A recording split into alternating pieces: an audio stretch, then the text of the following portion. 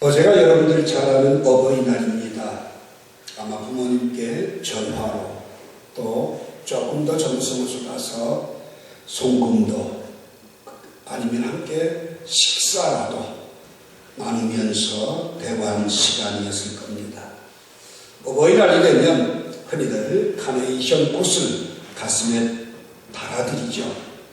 그 가슴에 카네이션 꽃을 달아드린다고 해서 부모님의 마음을 헤아리는 것입니까? 오늘 여러분과 제가 어버이 주일을 맞이하면서 부모님과 나와 관계가 정말 어떤 관계인가? 부모님이라고 하는 존재는 우리가 너무나도 잘 아는 대로 아버지의 허리에서 우리가 나왔고 어머니는 나를 낳아서 정말 1년 동안 모유를 먹이고 그걸 흰피라 그러죠. 또 뱃속에 생명이 잉태되는 동안은 정말 빨간 피를 무려 헌혈 봉지로 360 봉지를 우리에게 주어서 나라는 생명이 존재했음에도 불구하고 우리는 그 부모님께 어버이날을 제외하고는 소홀하게 하고 있지는 않은지 되돌아볼 수 있었으면 좋겠습니다. 오늘 어버이 주일을 맞이해서 본문을 탕자의 비유에 나오는 마다들을 중심으로 우리 자신을 조명해 보면서 나는 불효하고 있지는 않은지, 여러분 부모님께 돈을 드리는 것도 중요하고 부모님께 대접하는 것도 중요하고 잘 볼 수 있도록 또 잘 드실 수 있도록 건강도 챙겨드리는 것도 중요하지만 효도는 사실 마음을 편안하게 해드리는 것이 최고의 효도입니다. 우리가 부모님의 마음을 편안하게 해드리는 것 같지만 사실은 오해라고 하는 벽에 부딪혀서 부모님과 거리가 멀어지는 때가 종종 있다는 사실입니다. 오늘 이 본문에 보면 마다들은 자기 자신은 효성스러운 아들로 그리고 장자다운 기둥의 역할을 잘 감당하면서 단 한 번도 아버지의 명령을 어기지 않았고 아버지가 시키는 대로 살아왔다라고 주장을 하지만 그 아버지의 마음에 이 마다들은 한없이 멀고 부담스럽고 거리감이 느껴지고 있다는 사실을 우리는 기억해야만 할 것입니다. 그 이유가 뭘까? 이 아들은 아버지를 이해하려고 들지 않았다는 거예요. 즉 오해에 늪에서 헤어나지 못하고 아버지를 마음으로 받아들이지 못하고 있다는 사실을 우리는 깨닫게 됩니다. 사실 여기 있는 마다들은 예수님 비유로 말씀하시는 누구냐? 바리새인들입니다. 그들은 성경대로 살았고 누구보다 더 철저하게 율법을 지켰고 그들은 힘을 다해서 주님을 섬겼다고 이야기하지만 주님이 보시는 그들은 뭐예요? 회칠한 것들, 외식하는 사람. 즉 그들의 수고는 주님의 마음에 하나도 부딪혀지지 않았다라고 하는 거죠. 오늘 누가복음 15장 1절과 2절이 우리에게 그 배경을 설명해 주지 않습니까?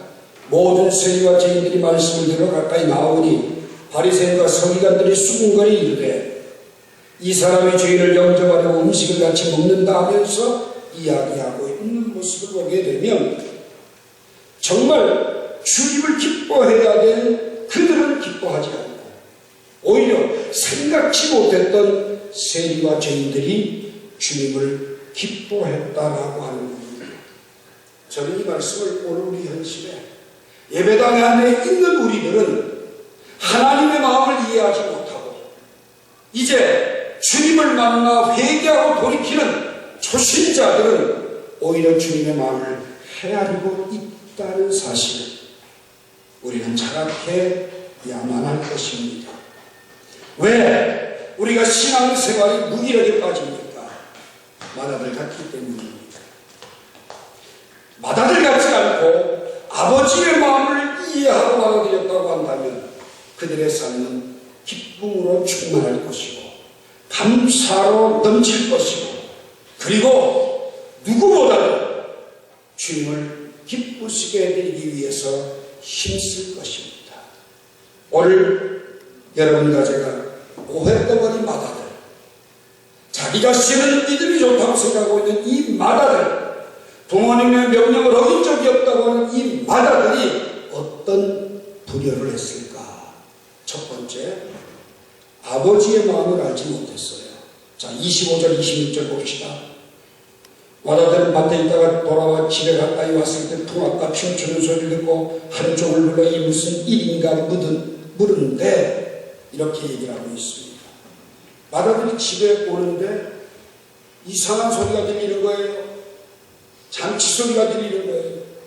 그리고 그 잔치의 이유를 종에게 듣습니다. 대답하는 당신의 동생이 돌아왔으며 당신의 아버지가 건강한 그를 다시 맞아들이게 됨을 인하여 살찐 송아지를 잡았습니다. 오늘 여러분, 집 나간 아들이 언제나 돌아올까?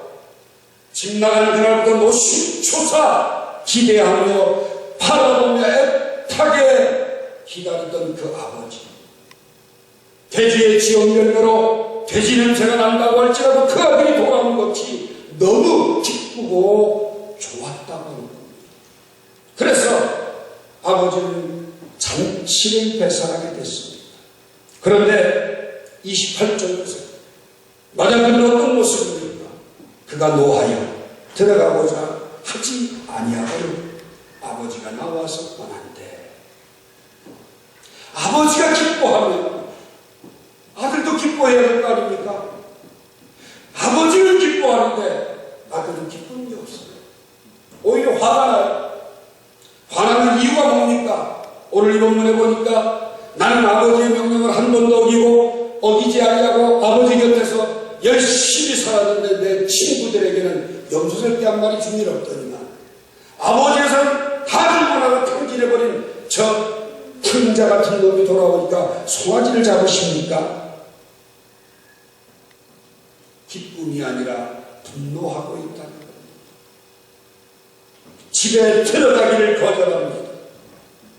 잔치도 이해할 수 없지만 아버지의 마음을 읽을 수가 없었다는 거죠. 아니, 오히려 아버지의 마음을 알고 싶지도 않았죠. 아버지에게 있어서 둘째 아들은 집을 나가는 순간부터 잃어버린 아들, 죽은 아들이었어요. 그가 돌아온 건 살아온 것이었어요. 그동안 집에서 아버지를 왔던 맏아들, 집 밖에 나가 방탕하고 있는 아들, 둘 다 소중한 아들이었습니다. 그런데 누구보다도 넓은 가슴을 가지고 아버지를 알아야 될 맏아들은 아버지를 알려고 하지도 않았고 아버지의 기쁨을 이해할 수도 없었습니다. 오늘 여러분과 제가 그렇다는 얘기입니다. 하나님 제일 기뻐하시는 분이에요. 아버지가 제일 기뻐하시는 분이에요. 죄인 하나가 회개하고 돌아오고 죄인 하나가 회개하고 돌아오면 잔치를 배설하시고자 하는 그 아버지의 마음을 단 한 번도 우리는 헤아리지 못하고 실천해보지 못하고 나만 잘 믿으면 된다고 생각하고 있지 않은 것입니다.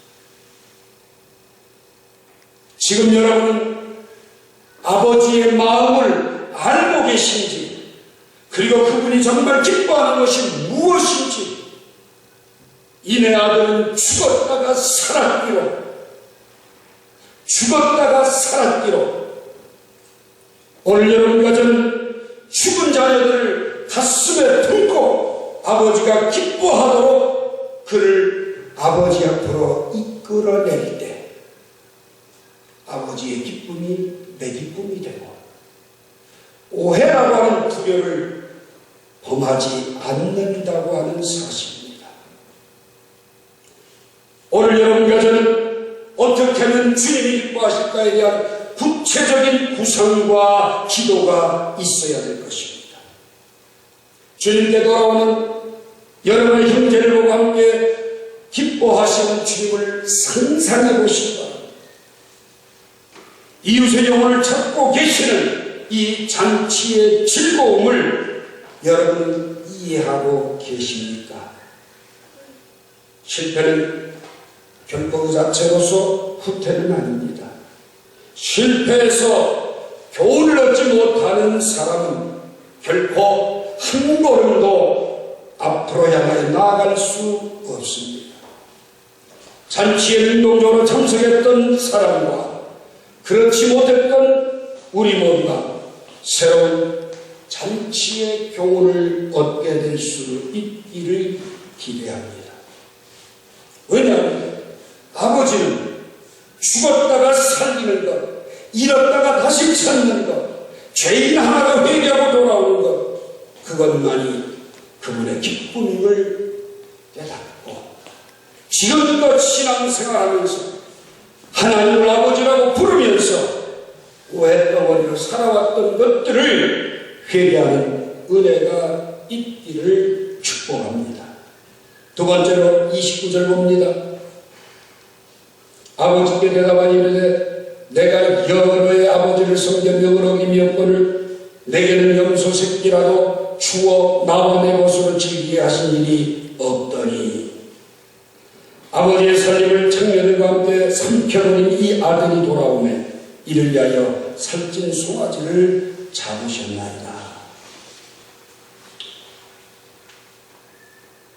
여러분, 이 이야기를 하고 있는 마가들, 아버지가 시키는 것 자기 나름대로 성실하게 안위하고 잘 듣고 살아왔다라고 자부합니다. 어떻게 그렇게 자부할까요? 재산 날려먹고 세상에서 탕진한 둘째에 비하면 내가 낫지라고 하는 우월 의식이죠. 그러나 오늘 이 아버지는 뭐라고 얘기합니까? 31절 보면 너는 항상 나와 함께 있으니 내 것이 다 내 것이거든. 내 동생은 죽었다가 살아났으면 내가 잃었다가 얻었고 우리가 즐거워하고 기뻐하는 것이 마땅하다. 아버지가 마땅하다는 거예요. 그런데 이 아들은 마땅치가 않아요. 왜? 아버지의 말을 이해할 수가 없어요. 아니 가산다라는 놈이 시컷 나가서 헤매다가 돌아온 놈이 어떻게 나보다 낫냐고 말이에요. 오늘 여러분, 이 맏아들이 가장 중요한 명령 뭘까요? 아들이 동생이 집 나갔어요. 그때부터 아버지가 기다려줘요. 아버지의 눈빛과 태도를 보면 내 동생 찾아와야 되겠다. 이 마음이 들어야 되는 게 정상 아닙니까? 적어도 아버지의 말을 알아들었다면 동생을 찾아오는 게 마땅하다는 거예요. 네 동생 좀 찾아와라. 네 동생이 어디 있는지 좀 찾아와라. 이걸 왜 못 느껴요, 맏아들이? 근데 이 맏아들의 머릿속에서는 저 자식 쓸모없는 자식. 저 자식은 망할 놈의 자식이야. 인간 취급받아서는 안 돼. 오늘 이 맏아들은 아버지의 명령에 따라 밭에 가서 일하고 아버지가 시키는 것 하는 것보다 먼저 눈치껏 동생을 찾으러 가야만 했는데 그걸 알지 못했다고 하는 거예요. 잃어버린 동생을 찾는 것보다 더 큰 일이 어디 있겠습니까? 아버지의 마음을 즐겁게 드린 게 어디 있겠냐고요. 돌아온 동생을 환영하고 누구보다도 기뻐하면서 그를 따뜻거려주는 게 아버지가 보고자 하는 모습 아닐까요? 이 당시 바리새인들은요, 사실 수많은 세상 사람들을 향해서 저건 우리와 함께할 수 없는 낮은 부류의 사람이다, 거리가 멀고 함께하지도 않았고 나누지도 않았습니다. 오늘 우리는 이 바리새인의 모습이 여러분과 제게도 있다는 사실입니다. 예수 믿으면 우월한가요? 아버지의 마음을 이해도 못하면서 그게 우월한가요? 아버지의 탄 마음이 무언지도 알지도 못하면서 그분 앞에 나와 아버지라고 부르는 것이 신앙생활인가요? 아니지 않습니까? 오늘 여러분과 제가 기억할 것은 아버지의 말이 무엇인지를 깨닫고 아는 것이 중요하다는 거예요. 내 동생이 죽었다가 살아났으며 내가 잃었다가 얻었다라고 하는 이 말을 알려고 하지도 않아요. 오늘 여러분과 저는 이러한 오해덩어리로 살아가고 있지는 않은지, 아버지의 명령 때문에 살고 있는 것이 아니라 내 위치에서 내 체면치레 나는 것에 불과한 아버지를 영원히 이해하지 못하는 마다들의 모습은 아닌지 다시 한번 되돌아보았으면 좋겠습니다. 마지막 세 번째입니다. 오늘 여러분 본문 말씀해 보십시오. 종들이 27절에 보면 당신의 동생이 돌아왔음에 당신의 아버지가 건강한 그를 다시 맞아들이게 됨을 인하여 살찐 소를 잡았다 그럽니다. 그리고 더 중요한 건 32절에 보면 내 동생은 죽었다가 살아났으며 내가 잃었다가 다시 얻었다라고 얘기를 합니다. 마다들이요, 종들도 내 동생이다, 아버지도 내 동생이다. 그런데 30절에 보면 마다들은 뭐라고 합니까? 아버지의 살림을 창녀들과 함께 삼켜버린 이 아들이 돌아오네. 자기 동생으로 인정하고 싶은 마음이 눈끝만큼도 없는 거예요. 즉 관계성을 오해했다는 거예요. 남들은 다 자기 동생이라고 그러는데 정작 보면 내 동생 아닌 것처럼 당신의 아들이라고 있어요. 관계를 오해하고 있습니다. 모든 관계는 나로부터 시작돼야 합니다. 그런데 아버지의 살림은 창녀들과 함께 삼켜버린 저놈은 내 동생이 아니라 당신의 아버지일 뿐입니다. 이러고 맙니다. 오늘 여러분, 가인이 그 동생 아벨을 쳐 죽였습니다. 하나님은 가인에게 묻습니다. 내 아벨이 어디에 있느냐? 네 동생이라고 얘기를 해요. 내가 알지 못하고 죽여놓고도 모르는데, 오늘 여러분과 제가 믿음 생활한다고 하면서 내 주변에 죽어가는 생명들, 주님을 알지 못하는 많은 생명들, 지금도 다시 애타게 찾고 계시는 아버지의 마음을 이해하지 못하고 저들은 나와 상관없는 사람. 곧 이제 4월 초파일이 다가오죠. 불교 신자들 보면 여러분 어떻습니까? 저 사람 주니까 상관없는 사람이에요. 우상 섬기면서 이러지 않습니까? 그들조차도 우리의 형제들입니다. 그들조차도 나의 가까운 이웃들입니다. 오늘 여러분과 제가 왜 입을 열어 복음을 전하지 못하냐? 세리와 창기들은 나와는 질이 다른 사람이다라고 생각하고 있기 때문, 그 교만함 때문이라는 거예요. 자기 죄인이 용서 안 받은 사실을 안다면 그들이 나의 형제와 자매가 될 것입니다. 오늘 여러분과 제가 복음 전하는 전도의 현장에서 그리고 많은 선교사님들의 선교하는 현장에서 가장 큰 장애물은 뭐냐? 내가 저들과는 차원이 다르다고 하는 생각을 가지고 있는 한 단 한 영혼도 구원할 수 없다라고 하는 겁니다. 오늘 여러분과 저는 정말 관계성에 있어서 나와 상관없는 사람은 단 한 명도 없다는 것을 기억하셔야 할 것입니다. 하나님이 애타게 찾고 있는 내 동생이며 오늘도 그를 찾아 주님께 이끌어오기만 하면 기뻐하고 즐거워하신다고 하는 사실을 기억하셔야 될 것입니다. 오늘 여러분과 저는 이 세상에 살면서 이웃들에게 많은 오해를 하고 삽니다. 편견이 너무 높습니다.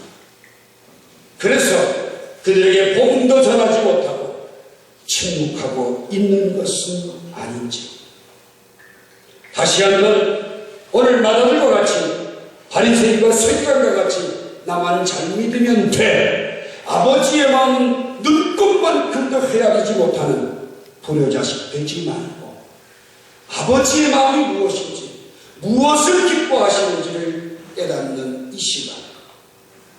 둘째로는 오늘 여러분과 제가 여기에서 꼭 기억해야 될 것은 아버지의 말을 깨닫지 못하면서 신앙생활한다는 오만에서 벗어나 아버지의 말이 무슨 뜻인지를 바르게 깨닫는 사람. 그리고 한 걸음 더 나가서 관계성. 내 동생이요, 내 이웃이요, 죽었다가 살았고 잃었다가 찾았다고 기뻐하실 수 있는 아버지의 마음을 헤아리고 순복하는 복된 모습들이 되어져서 하나님 앞에 아름답게 세워져가는 축복의 사람들이 되기를 주님의 이름으로 축원합니다. 기도합시다. 하나님 감사합니다.